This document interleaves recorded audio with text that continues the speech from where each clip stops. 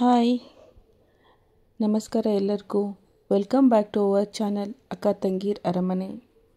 ಎಲ್ಲರಿಗೂ ಶುಭ ಸಂಜೆ. ಇದು ನನ್ನ ಇವತ್ತಿನ ಈವ್ನಿಂಗ್ ಬ್ಲಾಗ್ ಆಗಿತ್ತು.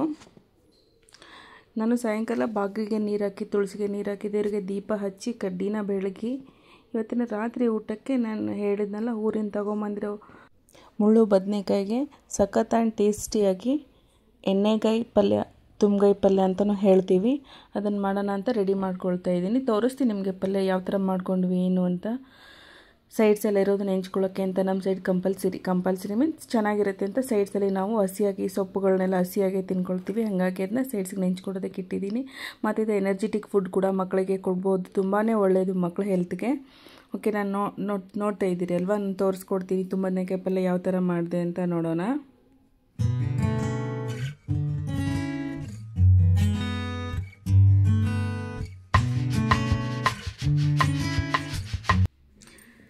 ಬದನೆಕಾಯಿನ ತೊಗೋಬೇಕು, ಅವನ್ನ ಉಪ್ಪಿನ ನೀರಲ್ಲಿ ಹಾಕೋಬೇಕು. ಈಗ ಒಂದು ಸ್ವಲ್ಪ ನೀರು ತೊಗೊಂಡು ಅದರಲ್ಲಿ ಉಪ್ಪು ಹಾಕ್ಕೊಂಡು ಅವನ್ನ ಹೆಚ್ಚಿಬಿಟ್ಟು ಹಂಗೆ ಇಟ್ಬಿಟ್ರೆ ಕಪ್ಪು ಬರುತ್ತೆ ಅಲ್ವಾ, ಸೊ ಅದನ್ನು ಉಪ್ಪಿನ ನೀರಲ್ಲಿ ಹಾಕೋಬೇಕು. ಒಂದು ಬದನೆಕಾಯಲ್ಲಿ 4 ಪೀಸ್ನ ಪೂರ್ತಿ ಕಂಪ್ಲೀಟಾಗಿ ಓಪನ್ ಆಗಬಾರ್ದು. ನಾನು ಹೆಚ್ಚಿದ್ದೀನಿ ನೋಡಿ, ಕಾಣಿಸ್ತಾ ಇದೆ ಅಲ್ವಾ, ಮುಳ್ಳು ಬದನೆಕಾಯಿ ಮುಳ್ಳಿರುತ್ತೆ ನೋಡಿ, ಕಾಣಿಸ್ತಾ ಇದೆ ಅಲ್ವಾ ಮುಳ್ಳು. ಆ ಥರ ಮುಳ್ಳು ಇದು ಟೇಸ್ಟಿ ಸಖತ್ತಾಗಿರುತ್ತೆ. ನಮ್ಮ ಕಡೆ ಬರುತ್ತೆ, ಅಂದರೆ ಉತ್ತರ ಕರ್ನಾಟಕ ಸೈಡ್ ಬೆಳೀತಾರೆ. ನೀವು ಬೇಕಂದರೆ ಮುಳ್ಳ ತಗೋಬೋದು. ಈ ಥರ ಅದೇನು ಎಣ್ಣೆಲಿ ಬೆಂದುಬಿಟ್ರೆ ಸಾಫ್ಟಾಗಿ ಬಿಡುತ್ತೆ, ಚುಚ್ಕೊಳ್ಳುತ್ತೆ, ನಟ್ಕೊಳ್ಳುತ್ತೆ, ಆ ಥರ ಯಾವುದೂ ಇರೋದಿಲ್ಲ. ಅದು ಚುಚ್ಕೊಳ್ಳೋಂಥದ್ದು ಏನಿರೋದಿಲ್ಲ. ಎಣ್ಣೆಲಿ ಬೆಂದರೆ ಸಾಫ್ಟಾಗಿಯೇ ಬಂದುಬಿಡುತ್ತೆ. ನಿಮ್ಗೆ ಬೇಡ ಅನಿಸಿದ್ರೆ ಅದನ್ನ ತೆಗೆದು ಹಾಕಿಬಿಡ್ಬೋದು. ನಾನು ಕೆಲವೊಂದನ್ನು ಬಿಟ್ಟಿರ್ತೀನಿ, ಕೆಲವೊಂದನ್ನು ತೆಗೆದು ಹಾಕಿರ್ತೀನಿ.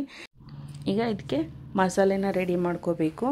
ಮಸಾಲೆ ರೆಡಿ ಮಾಡ್ಕೊಳ್ಳೋಕೆ ಏನು ಬೇಕು ಅಂತ ಹೇಳ್ತೀನಿ ನೋಡಿ. ಹುಚ್ಚೆಳ್ಳು ಅಂತ ಹೇಳಿದರೆ ಗುರೆಳ್ಳು, ಬಿಳಿ ಎಳ್ಳು ಮತ್ತು ಶೇಂಗಾ ಬೀಜ ಬೇಕಾಗುತ್ತೆ. ಶೇಂಗಾ ಬೀಜನೂ ಅಂತೀವಿ, ಕಡಲೆ ಬೀಜನೂ ಅಂತ ಹೇಳ್ತಾರೆ ಈ ಕಡೆ ಎಲ್ಲ. ಇದನ್ನೆಲ್ಲ ನಾನು ನೀಟಾಗಿ ಫ್ರೈ ಮಾಡ್ಕೊಂಡಿದ್ದೀನಿ. ಹುಚ್ಚೆಳ್ಳು ಮತ್ತು ಬಿಳಿ ಎಳ್ಳು, ಕಡಲೆ ಬೀಜ ಎಲ್ಲನೂ ಫ್ರೈ ಮಾಡ್ಕೊಂಡಿದ್ದೀನಿ ನೋಡಿ. ಇಲ್ಲ ಕಂಪ್ಲೀಟಾಗಿ ಫ್ರೈ ಆಗಿದೆ. ಅದನ್ನು ಮಿಕ್ಸಿ ಜಾರ್ಗೆ ಹಾಕ್ಕೊಳ್ಳೋಣ ಫಸ್ಟು.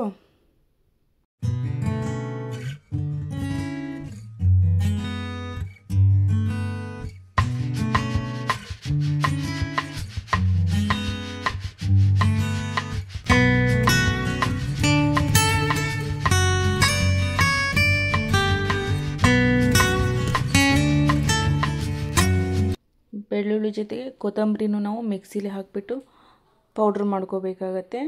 ಇದು ಗ್ರೇವಿಗೆ ಪೌಡ್ರ್ ರೆಡಿ ಆಗ್ತಾ ಇರಲಿ, ಒಂದು ಕಡೆ ನಾವು ಒಗ್ಗರಣೆ ಮಾಡ್ಕೊಳ್ಳೋಣ. ಇದನ್ನ ಫಸ್ಟು ಪೌಡ್ರ್ ಮಾಡ್ಕೊಳ್ಳೋಕೆ ಕೊಟ್ಬಿಡೋಣ. ನಾವು ಒಂದು ಕಡೆ ಒಗ್ಗರಣೆ ಮಾಡ್ಕೊಳ್ಳೋಣ. ತುಂಬಗಾಯಿ ಪಲ್ಯಕ್ಕೆ ಒಗ್ಗರಣೆ ಯಾವ ಥರ ಹಾಕೋದು ಅಂತ ಒಗ್ಗರಣೆ ರೆಡಿ ಮಾಡ್ಕೊಳ್ಳೋಣ.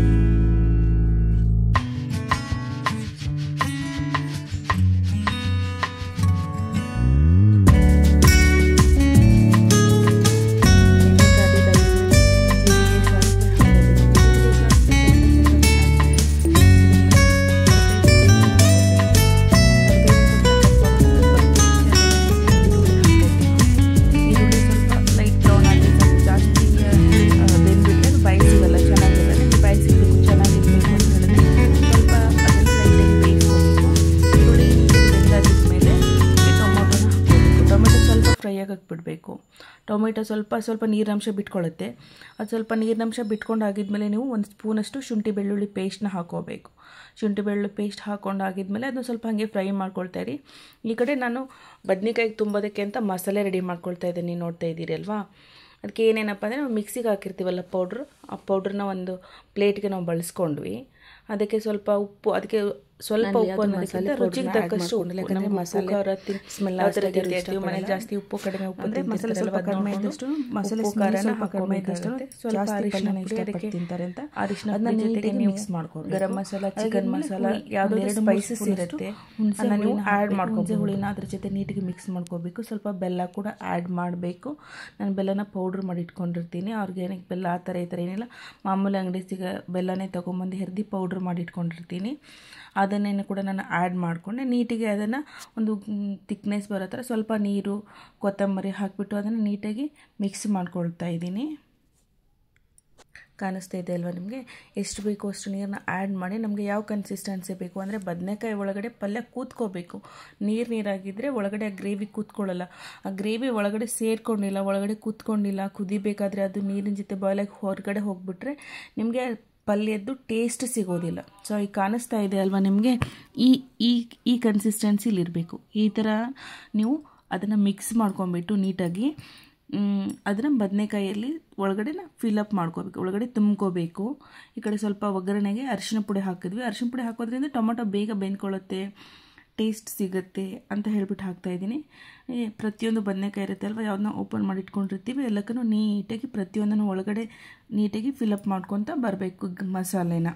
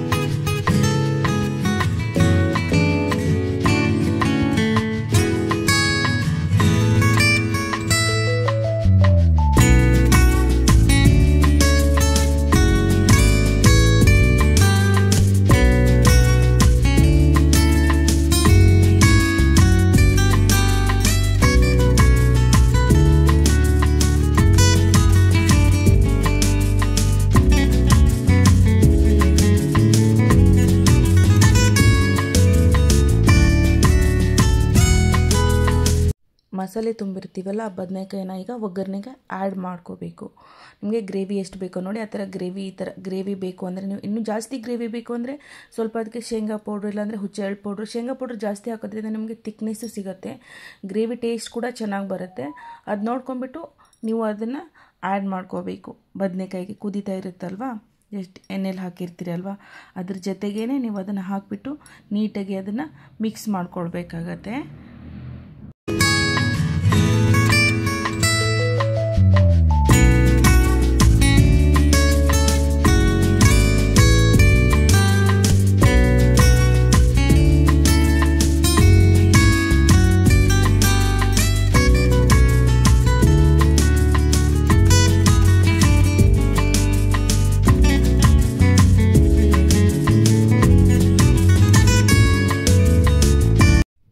ನೀಟಾಗಿ ಏರ್ ಹೊರಗಡೆ ಹೋಗದೆ ಇರೋ ಥರ ಅಂದರೆ ಹಬೆಯಲ್ಲಿ ಬೇಯ್ಕೋಬೇಕು. ಅದು ಆ ಥರ ಅದನ್ನ ಒಂದು ಯಾವುದಾದ್ರು ಪ್ಲೇಟ್ನ ಮುಚ್ಚಿಬಿಟ್ಟು ಅದು ಬದನೆಕಾಯಿನ ಬೇಯಿಸ್ಕೋಬೇಕು. ನಾನಿಲ್ಲಿ ಸೈಡ್ ಎತ್ತಿ ಬೇರೆ ಕಡೆ ಇಡ್ತಾಯಿದ್ದೀನಿ ಬೇಯಿಸ್ಕೊಳ್ಳಿಕ್ಕೆ ಅಂತ. ಯಾಕೆಂದರೆ ಮೆಣಸಿಕಾಯಿ ಫ್ರೈ ಮಾಡ್ಕೊಳ್ಳೋಣ ಅಂತ ಮೆಣಸಿಕಾಯಿ ಫ್ರೈಗೆ ಹಂಚಿನ ಇಡ್ತಾಯಿದ್ದೀನಿ. ಮೆಣಸಿಕಾಯಿ ಫ್ರೈ ಕೂಡ ತುಂಬ ಚೆನ್ನಾಗಿರುತ್ತೆ, ಒಳ್ಳೆ ಕಾಂಬಿನೇಷನ್ ಜೋಳದ ರೊಟ್ಟಿ ಜೊತೆಗೆ. ತಿಂದವ್ರಿಗೆ ಗೊತ್ತಿರುತ್ತೆ ಅದರ ರುಚಿ ಏನು ಅಂತ. ಜೀರಿಗೆ, ಉಪ್ಪು ಅದನ್ನೆಲ್ಲ ಪೌಡ್ರ್ ಮಾಡಿಬಿಟ್ಟು ಅದನ್ನು ಮೆಣಸಿಕಾಯಿ ಒಳಗಡೆ ಮೆಣಸಿಕಾಯಿನ ಸೀಳ್ಬಿಟ್ಟು ಅದರಲ್ಲಿ ತುಂಬಿ ಎಣ್ಣೆಲಿ ಹಾಕಿ ಕರಿತೀವಿ. ಅಲ್ಲಿರಬೇಕು ಗ್ಯಾಸ್ನ ಸಿಮ್ಮಲ್ಲಿ ಇಟ್ಕೊಂಡು ಮೆಣಸಿಕಾಯಿಗೆ ನಾನು ಮಸಾಲೆ ಎಲ್ಲನ ತುಂಬ್ಕೋತೀನಿ. ಮಸಾಲೆ ಅಂದರೆ ಜಸ್ಟ್ ಉಪ್ಪು, ಜೀರಿಗೆ ಪೌಡ್ರ್ ಮಾಡ್ಕೊಂಡಿರ್ತೀನಿ ಅಲ್ವಾ, ಅದನ್ನೆಲ್ಲ ತುಂಬ್ಕೊಳ್ತೀನಿ. ಅದನ್ನೆಲ್ಲ ತುಂಬಿಬಿಟ್ಟು ಒಂದು ಕಡೆಯಿಂದ ಶಾಲೋ ಫ್ರೈ ಮಾಡ್ಕೊಳ್ತೀನಿ.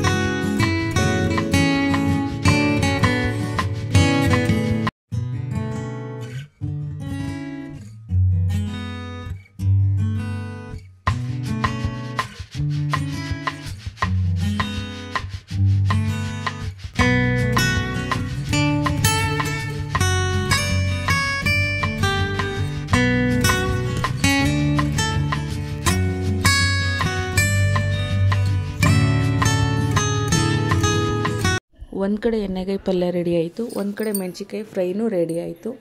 ಅದಕ್ಕೆ ಕಾಂಬಿನೇಷನ್ ರೊಟ್ಟಿನ ಚಪಾತಿನ ಏನೋ ಮಾಡ್ಕೊಂಡು ತಿನ್ಬೇಕಲ್ವ, ಅದಕ್ಕೆ ಚಪಾತಿ ಮಾಡೋಣ ಅಂತ ಚಪಾತಿ ಹಿಟ್ಟು ನಾನು ಮುಂಚೆನೇ ರೆಡಿ ಮಾಡಿ ಇಟ್ಕೊಂಡಿದ್ದೆ. ಅಂದರೆ ಪಲ್ಯ ಮಾಡೋಕ್ಕೂ ಒಂದು 10 ನಿಮಿಷ ಮುಂಚೆ ನಾನು ಅದನ್ನು ಹಿಟ್ಟನ್ನ ನಾದಿಟ್ಕೊಂಡಿದ್ದೀನಿ. ಚಪಾತಿ ಕೂಡ ಮಾಡ್ಕೊಂಬಿಡೋಣ.